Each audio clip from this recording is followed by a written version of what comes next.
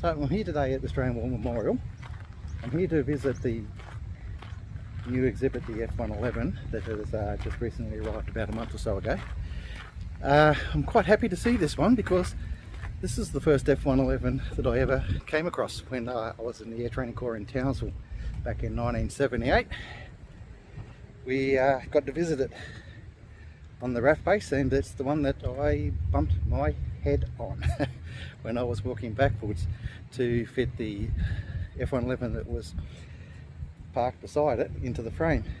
So don't have eyes in the back of my head, and it shows because I went thunk. Anyway, it snuck into the War Memorial. I didn't get advance notice that it was happening. I just saw the posts about it, so I've been itching for a while to get here to see it.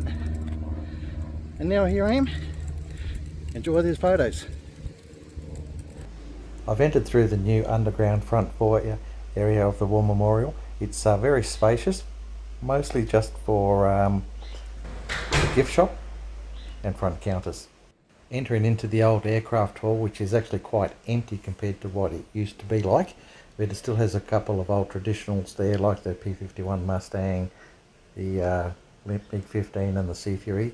They were always in that location, haven't been moved throughout the whole restoration, it would seem, as well as the Mitsubishi Zero A6 that was hanging from the ceiling, which is still there and has not been moved. As we leave this area, we enter into what used to be the old aircraft hall, the larger one that contained the Lancaster and that, but now it's opened up with more lighting. You can see the Black Hawk helicopter and some other vehicle there, plus the F111, which is what this video is all about. This particular aircraft, A134, as I said at the start, was the first one that I ever come across when I was in Townsville.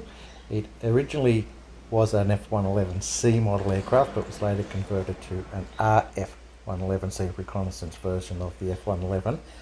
Here's a close-up of the radome where I actually banged my head on, although it's probably been changed over the years, so not identically that one, but that's the area where I still touch the back of my head from time and think about that particular day.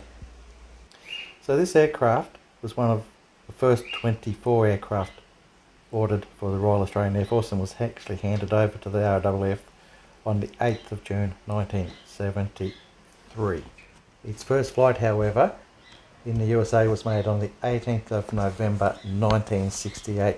So it's putting itself up there as almost a 60-year-old airframe these days. It was modified in 1980 to the RF111C status and remained in RAF service until the 3rd of December 2010. A134 flew over East Timor in late 1999 to take aerial images of military forces before East Timor became independent. These flights over East Timor were the only operational employment of the RAAF F111 fleet. Whilst conducting these operational missions, the aircraft was painted in overall dark gunship grey camouflage scheme. In 2012, A134 was repainted into its non-operationally used original green and tan brown camouflage before being offered to the South Australian Aviation Museum on a long-term loan. It was delivered to the South Australian Aviation Museum on the 17th of March 2013 and remained there until 2019 when it was returned back to the ownership of the Australian War Memorial.